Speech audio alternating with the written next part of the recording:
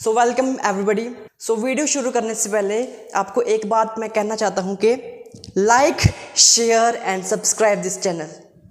Okay, so let's get started. तो Laplace equation कल पिछले लेक्चर तक हम आ गए थे, what was the Laplace equation. और पिछले लेक्चर में हमने एक बात की थी, पोटेंशियल्स की इंपॉर्टेंस। तो शॉर्ट में बता देता हूँ what is the importance of the potential. ठीक है, तो पहली बात कि जो इलेक्ट्रिक फील्ड है, if it is difficult to solve using the either the Gauss law और by Coulomb's law, then it is prefer to use the potentials. ठीक है, ये एक बात हो गई।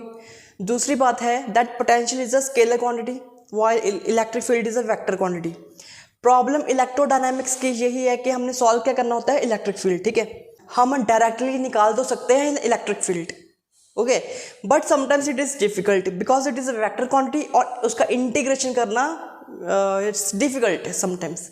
तो कई बार क्या होता है कि पोटेंशियल इज स्केलर क्वांटिटी और उसको इंटीग्रेट करना, उसको मतलब उसकी मैथमेटिक्स थोड़ी इजी है as it is a scalar quantity.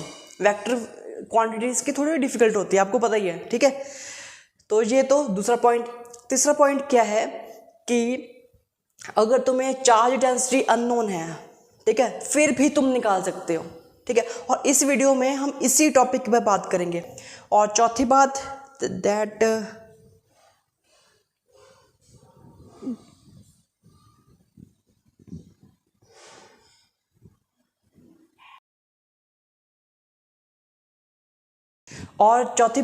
कि अगर तुम्हें चार्ज डेंसिटी दी भी हो फिर तो निकाल ही सकते हैं। Okay, but using the Laplace equation के साथ भी निकाल सकते हैं, तो उसके भी हम हो सका तो इस वीडियो में बात करेंगे। ठीक है, तो सबसे पहले हम थर्ड पॉइंट जो मैंने अभी कहा उस पर बात करते हैं। ओके, तो थर्ड पॉइंट क्या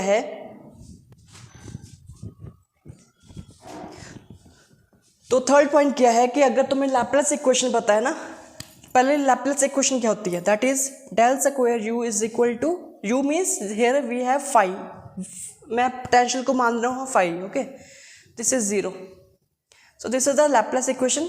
और इसको हम कार्टेशियन कोऑर्डिनेट्स में लिखते हैं del two x by del two phi by del x square plus del two phi by del y square in 3 dimensions के लिए ये है equation. Okay, so this is the equation.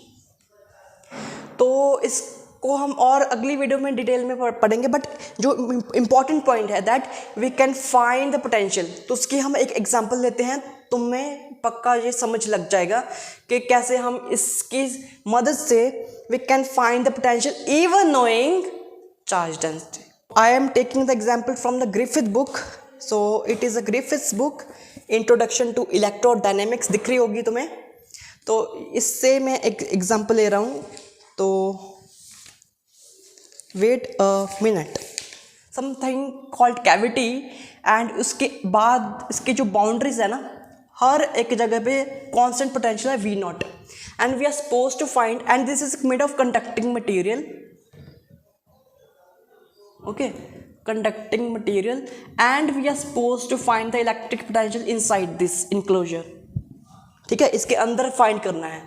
तो देखो, इसको भी मैं पूरी तरह से नहीं समझाऊंगा because you need more concepts to understand this, but एक श्योरिटी दूंगा कि अगर मुझे बाउंड्री कंडीशंस पे वी नॉट पता है, this is the boundary condition हमें पता होनी चाहिए बस। ठीक है, कि बाउंड्री पर पोटेंशियल है वहाँ पर हमें एग्जैक्ट पोटेंशियल तो पता होना चाहिए, this is the first condition. ठीक है, जब फर्स्ट कंडीशन हमें पता है then we can be very very sure that अंदर भी वी नॉट ही होगा।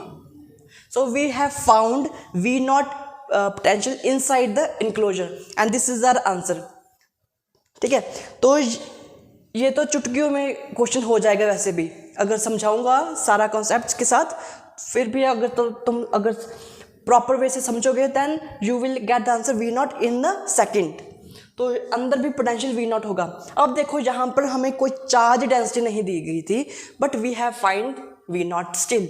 तो हमें ये सीखने पड़ेंगी partial differential equations to solve, but it is still easier than finding the electric field because जहाँ वहाँ पर इंटीग्रेशन आ जाती है, तुम्हारी कॉम्प्लिकेटेड इंटीग्रेशन हो सकती है, ठीक है। तो वहाँ पर तुम्हारी कॉम्प्लिकेटेड इंटीग्रेशन हो सकती है, then it is better to solve the potential first. जैसे तुम्हें पोटेंशियल मिल गया, you can find the electric field.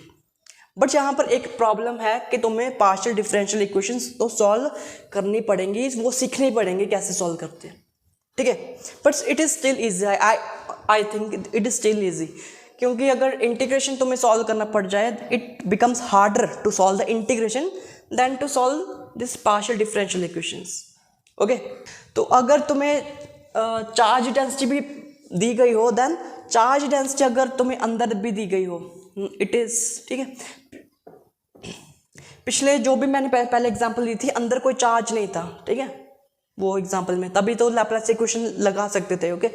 But you have a uniform surface charge density inside और volume charge density inside, then you can still use the Laplace equation, okay. इसको हम इस point को अगली वीडियो में discuss करेंगे, शायद उससे अगली वीडियो में डिस्कस करेंगे। But we are sure that if this is the scenario जहाँ पर तुम्हें यूनिफॉर्म हर पॉइंट पे यूनिफॉर्म यानी कि सेम सरफेस जहाँ वॉल्यूम चार्ज डेंसिटी दी गई हो, then you can use this Laplace equation even this. तुम तब भी लगा सकते हो लैप्लास इक्वेशन, इसको हम अगली वीडियो में डिस्कस करेंगे।